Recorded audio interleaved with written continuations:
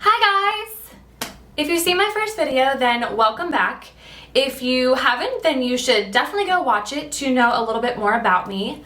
But my name is Lauren and I'm here with my second video to take you on my journey of my chronic illness that started on April 1st of 2017. I thought it was the worst thing that could have happened to me, but it actually turned out to be the best. So if you're interested, then just keep watching. So rewinding back to 2017, I went through a lot of life changes, and before this ever happened, I considered myself to be a pretty anxious person.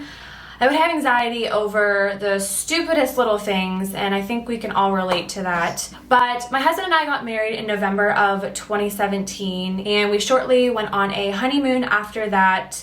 We were pressed to buy a house because our apartment lease was up very shortly. There was just a lot going on in the course of 4 months. Basically, in March, I was feeling pretty run down with all of the stress that we were going through, and I developed some sort of like upper respiratory head sickness, just like a little bug.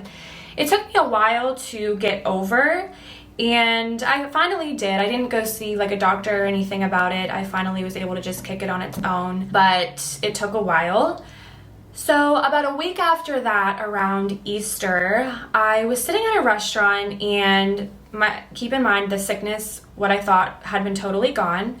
I was looking down and I looked up, and my world as I knew it was different.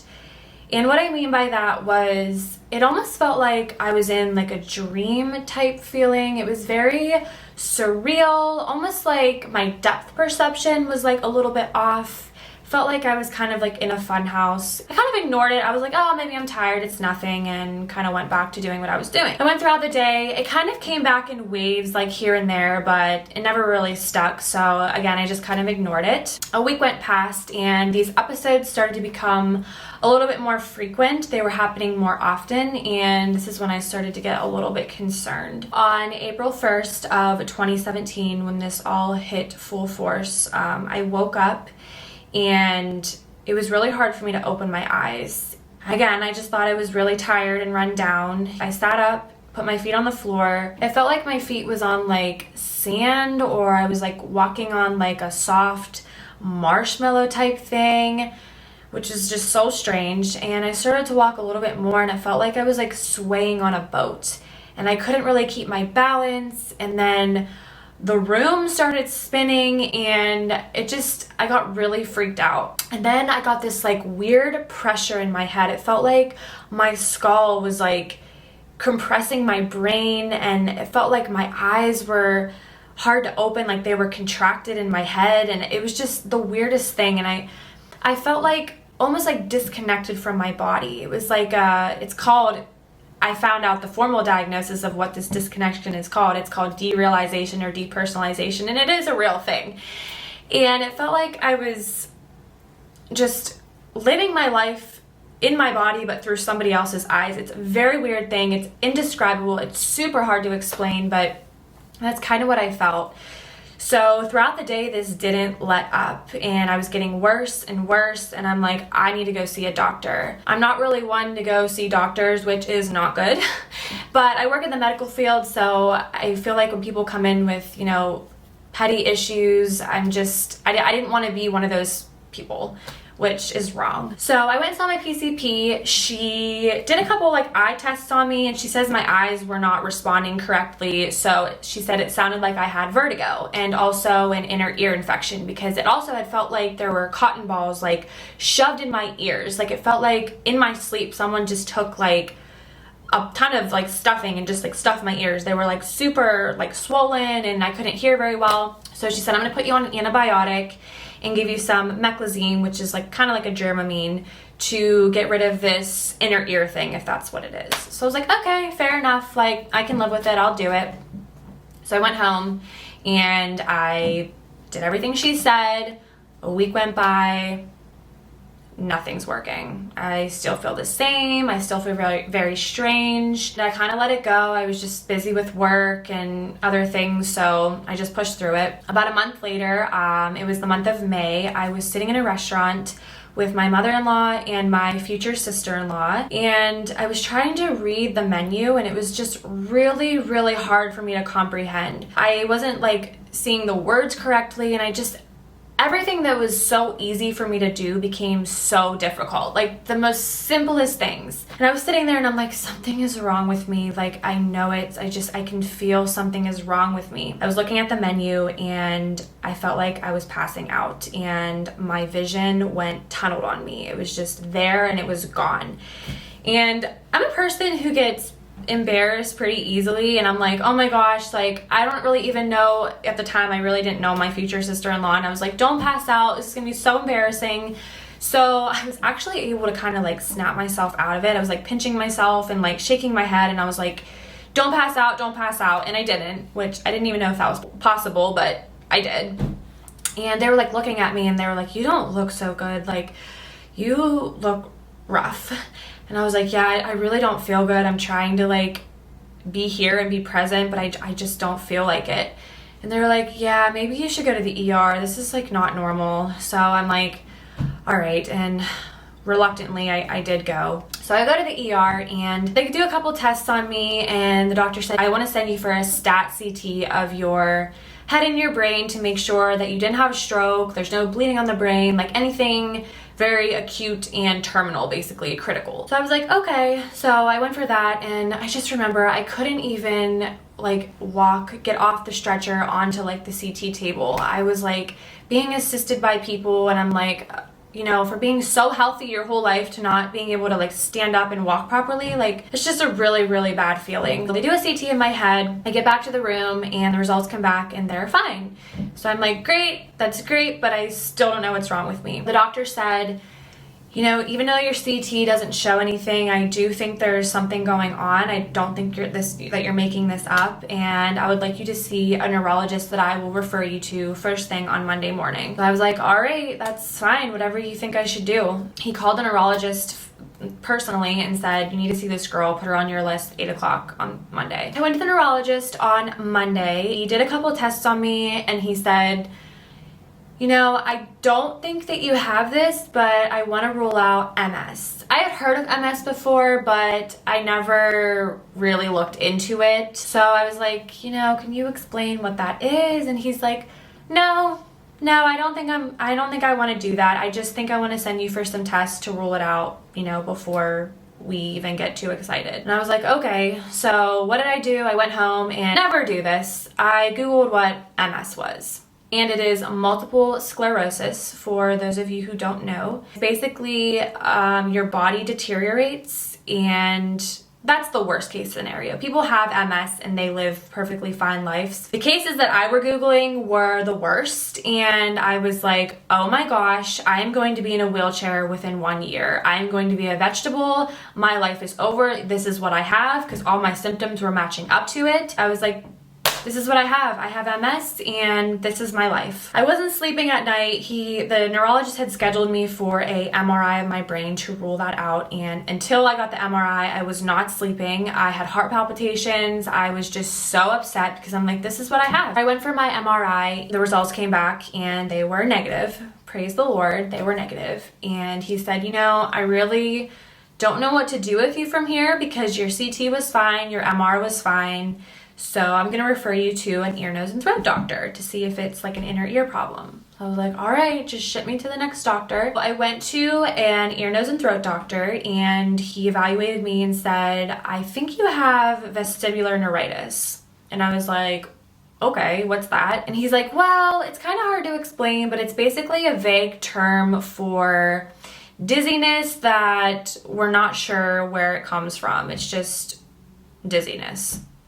Could be an inner ear problem, could be due to migraines. And I was like, okay. I was like, well, what do we do about this? And he said, I'm gonna send you to a balance clinic. It's one of the most prestigious balance clinics around, where they will run insane tests on you that are horrible and not fun, but I definitely think you should do it. So I was like, okay, like I'm up for it. Go to this balance clinic and they put me through these series of tests that were, yes, horrible. I was put in a little tiny room, like this little tube thing with a chair that spun, and they rotated me around and watched how my eyes moved. Then they took me to another room and poured hot water and cold water in my ears and made me roll around and see if, like, I don't even know what the science behind it is, but I did it. And I felt like garbage afterwards, but I did it. And I went home and I was like, yep, we're gonna find an answer. Like, this is what it is. My results are gonna be positive. This is what it is. Wait for the results. The ENT calls me a couple days later and he says, all right, your results came back and I have some news for you. And I was like, okay. He said, everything is fine. And I'm like, what? He's like, yeah, I'm actually really surprised because I thought we had it. He said, your symptoms were matching up to what I thought you had, and surprisingly, you're fine. And I was like, okay, that's good, but that's bad because I thought for sure there was something wrong with me. So I hung up the phone and I bawled. I cried and cried because I said, all right, I've went through multiple doctors now and they can't figure out what's wrong with me. Although I didn't want them to find a diagnosis, at the same time I wanted them to, because I was going through life every day wanting to not proceed with life because I was just so miserable. Like, when you go through life, it feels like you're walking through a fun house and it feels like your brain is pushing against your skull and your eyes aren't moving correctly and you're weak and you're tired and you're still trying to do life. It's hard. And when you don't get answers, you want to give up. So I cried and I was like, something is wrong with me. And I sat down and I started to think, oh my gosh, something is mentally wrong with me. There is something mentally wrong with me. You know, when you go through this many doctors and you can't figure out what is wrong, you start to think you're going crazy. I'm like, I must have like schizophrenia or a psychosomatic disorder or multiple personality or something. Like, something is mentally wrong with me because I'm making this up. This is all in my head, and clearly the doctors think so too. I distinctly remember one day I was in the shower and I started to hallucinate. And this is when things got really scary.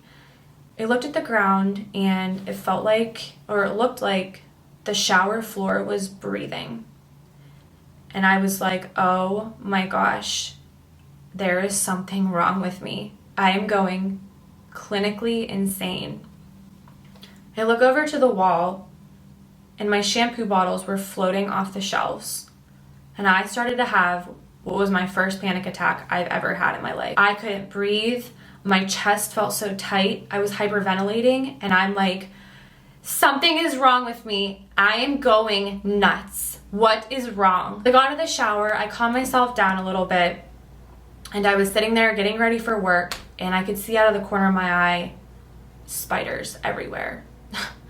And this is like, it sounds funny, but when you are going through this, it is most terrifying thing ever. Because you are trapped in your own body. You feel like a prisoner in your own body. And your mind is just going insane. And I see all these spiders start like climbing up the wall. I lost it again. And I was like, calm yourself down. Like, you have to go to work. You're not calling off. There's something, you're making this up. This is all in your head. Get yourself together. And I was basically like yelling at myself. I got myself together. I went to work. And I just remember I was in the parking lot and I was like walking behind a car.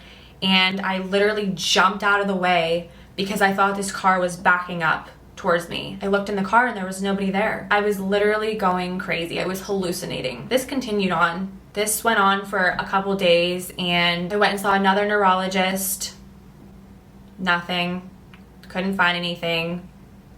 I got a script for physical therapy because that was really the only thing they could provide. I basically had to relearn how to walk again and see properly. I did about 6 weeks of physical therapy. It's called vestibular rehabilitation. Nothing was helping. So November comes around and I'm at work one night. It's the end of my shift. I work second shift, so I work 3 to 11. I'm the only one in the department. I run the department. I'm a one-man band. I was sitting there and I just started to sob. I was just asking God, like, why is this happening to me? If this is the life that you're gonna give me, then I don't wanna be here anymore. I can't keep going through life like this, doctors thinking I'm crazy and then myself thinking I'm crazy. I am not finding answers. There's not been any solid diagnosis. I need help. I'm gonna rewind back a little bit. So, like I said, really the only quote unquote diagnosis that I got was that it was vestibular neuritis. That was really the only thing that the ENT like kind of thought I had. So when I was going through all that, I joined a support group on Facebook, and I really wasn't needing support at the time. I was more so on there looking for answers. So I posted my whole story, like all my symptoms, and people like reached out to me here and there, but like nothing major. Fast forward to the night at work where I was hysterically crying. So I'm walking out of work at 11 o'clock at night, and I'm bawling, and I'm just like praying. I'm crying out to God, like, please save me. I need help. Like, I can't do this by myself. Like, no one understands. I feel so alone. I get to my car and I sit down and try to collect myself so I can drive. And I look at my phone. There is a message on there from a girl named Sophia. And I was like, who is this? It was a Facebook message, and I was like, who is this?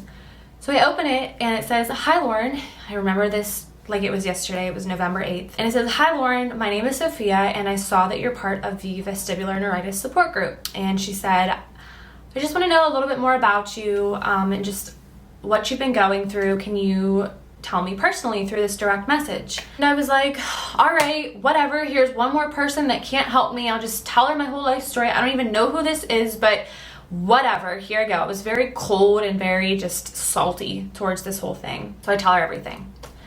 And she responds back and she said, well, I think I can help you. And I was like, no, you can't. That's what everyone says, but they've all failed. And she said, no, I really do. She said, because I'm going through this myself and I have an answer. And I was like, okay, well, there's 1,000,001 sicknesses and diseases out there. How can I have the same thing as this girl? She said, we are battling the activated Epstein-Barr virus. I was like, never heard of that in my life. What is that? She said, you need to go to your doctor tomorrow to get tested for this. You need to demand them to test you for this. This is very important. And I was like, all right, what do I have to lose? I went to my doctor the next day and I said, if you'll do anything for me, please just test me for this random virus. She was kind of hesitant at first, and she said, I don't think that you have that. It just doesn't really sound like you do. But you know what? We're just going to take a shot in the dark and we'll test you for it. Got blood work that day. I get a phone call the next day from my PCP. She said, Lauren, I'm really surprised to tell you this, but you tested positive for the Epstein-Barr virus. And I was like, what? I went through 15 to 20 doctors, and some girl, she lives in California, from across the country, gave me a diagnosis in 5 minutes without even ever meeting me. I was like, this is not possible. What is this? Like, what do I have? Am I going to die from it? She said, there's really nothing we can do for you. This virus is going to be with you for the rest of your life. The only thing we can do is make it go dormant or into remission. And there's really nothing we can do for you. So I was like, okay. So I hung up the phone, and Sophia and I were messaging back and forth. She's telling me all the ways to make this thing go dormant and what it is. I'm not going to go into the details of the Epstein-Barr virus because it's a very touchy subject for some people. A lot of doctors have different opinions on it, but from what I've gathered in all my research and information, when your immune system in your body is super run down and suppressed, you can get a form of, it's mono, and your body activates this virus that some people carry and some people don't. I guess I'm a carrier of it. If you don't rest, at the first symptom of it, if you don't rest, it can attach itself and spread throughout your body like wildfire. And it can affect your cognitive thinking. It can affect your joints. It can turn into other autoimmune illnesses. It can turn into lupus. People that do have the Epstein-Barr have a higher increase for multiple sclerosis and other autoimmune diseases. But mine, basically because I went to work, I was going to the gym every day, pushing through, which I never should have done. It just kept getting worse and worse. From what I was told, it got into my central nervous system, which messed with my balance, my vision, my auditory system. It wreaked havoc on me. No, I was not going crazy. The hallucinations were real. It was because my brain was so full of these toxins that it was just making me go crazy.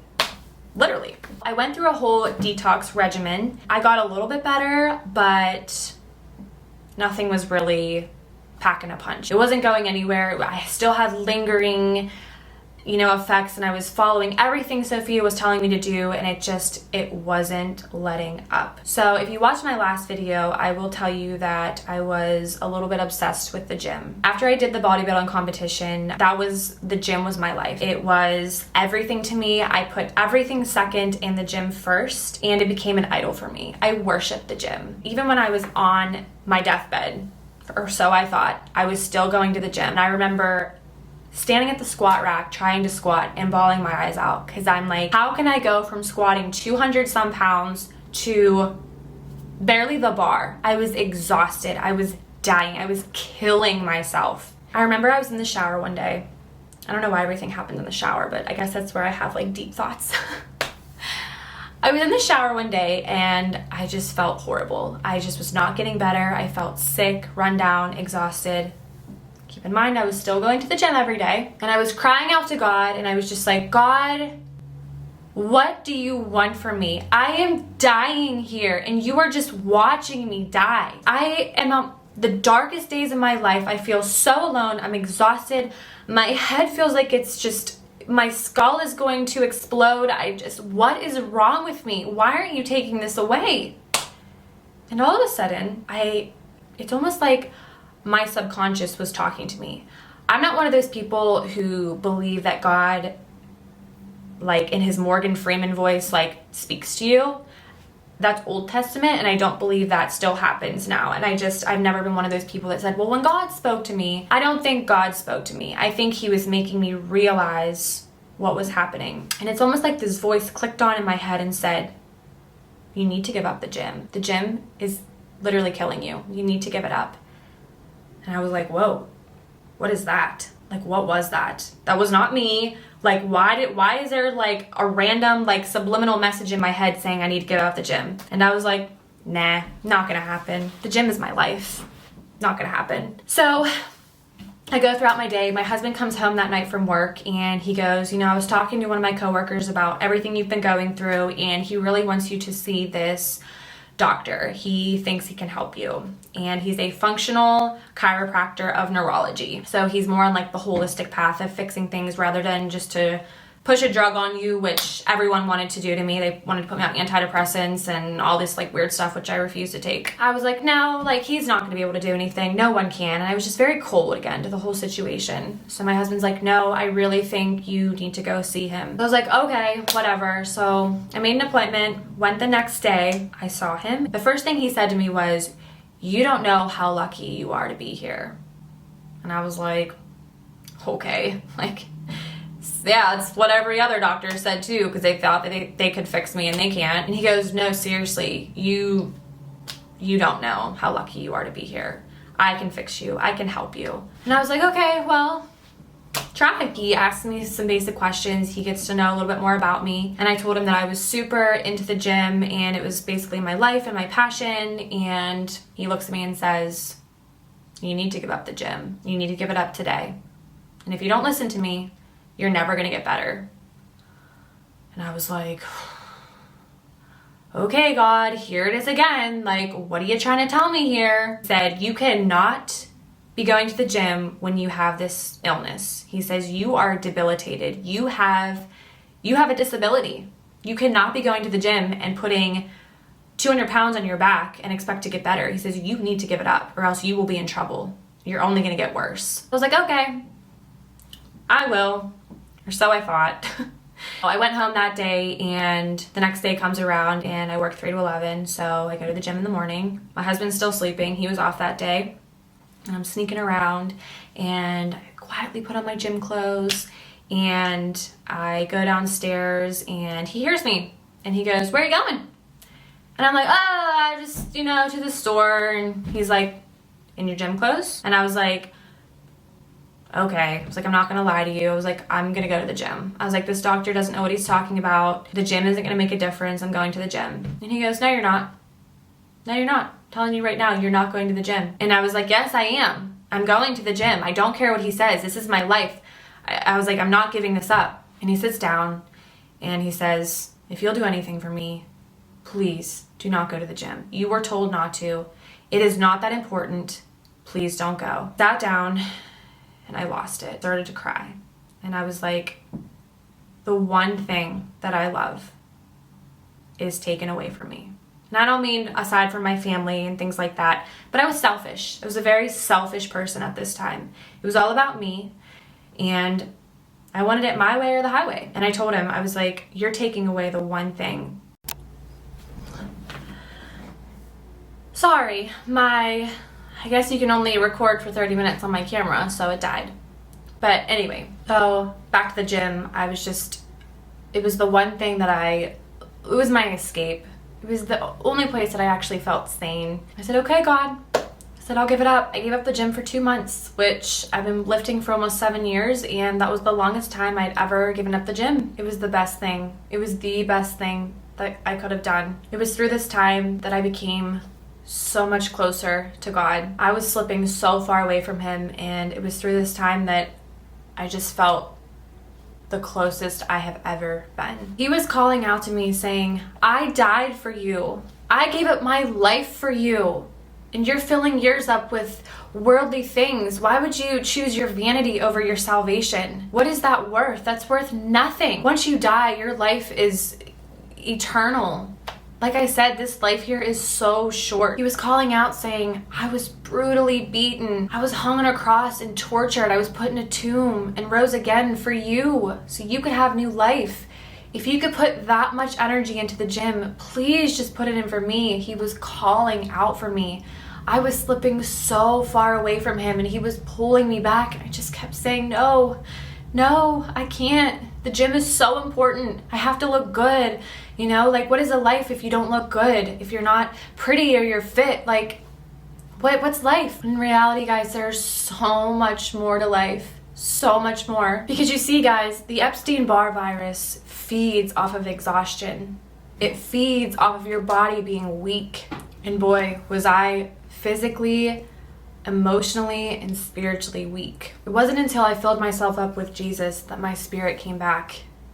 It was almost as if the virus was Satan, and it had its grip on me. It was holding me captive in my own body, making my days the darkest of days that I've ever had. And it wasn't until I opened my Bible and the words leaped off the page at me that the virus just expelled and Satan was just leaving me. And that might sound super weird for you guys, but until it actually happens, it's really not. But every time I opened my Bible and prayed, I healed a little bit more, and I felt more alive. One of my favorite books in the Bible is Job, and I can relate to this book so much throughout this time. Job was a wealthy man. He had everything.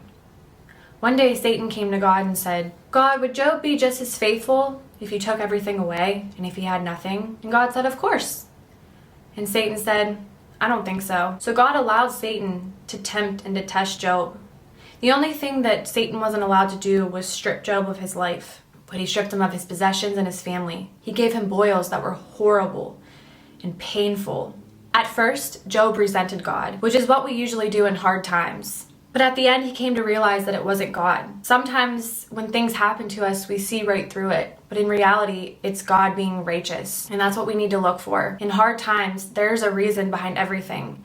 And there is a purpose. And sometimes we just want to put the blame game on God and just say, this is all His fault. Why is this happening? There's a motive and there's a reason behind this. And He's righteous, and every decision He makes is for a purpose. This whole entire journey has become kind of full circle to me. And I was thinking, these last couple of months, why did this happen to me? Why was I tormented every single day and put through this horrible illness and this virus that it stripped me down to nothing? And it was one to become humble. I was very selfish and almost haughty of myself. And God really humbled me. He basically took away every single aspect of my health so I could barely even function. And I distinctly remember a couple years ago, it was like probably 2 years ago, I was in my car driving to work. And life was good. Everything was so good. I had a perfect job, was bodybuilding, I had a great fiance at the time. Everything was just good. And I was sitting there, and I was talking to God, and I just said, God, why is there Why is there any reason for me to believe that you're here for me? I've never been put through any trials. I've never had someone close to me die or pass away. You know, you've never really taken anything from me. My life has just been so good. It wasn't like I was mad at him, and it wasn't like I wanted him to do anything to me, but I just thought, maybe you could just reach your hand out and show me that you're here for me. Because right now I'm just going through the motions. Things are fine. Everything's good. Little did I know I was about to find out. Before this ever happened, I was a different person. I was becoming impatient. I was becoming irritated by little things. I was becoming anxious. Things got to me that shouldn't have got to me. And I was slipping away. My heart was becoming hardened, and I was going down a path that was far from God. But he pulled me back and he said, "You're not getting away from me. You're my child, and I have a plan and a purpose for you." Like I said, this virus was the absolute worst thing that could have happened to me, but it was the absolute best. And I wouldn't have had it any other way. I see life very differently now. It's beautiful. I enjoy the simplest things in life, like walking down a flight of steps and seeing things with clarity, because I have my health back. But I also have Jesus in me, and I cannot do this life without him. So I just want to tell you guys, if you're struggling with anything at all, you just have to keep the faith. Everything happens for a reason, and you will get through it. You just have to put your trust in him, and he'll answer. I'm going to end this here because this video is probably super long, but that's my testimony, and I hope you enjoyed it. So if you want to keep seeing more of me, then I will definitely be here. So until next time, guys, I will see you next time. Bye.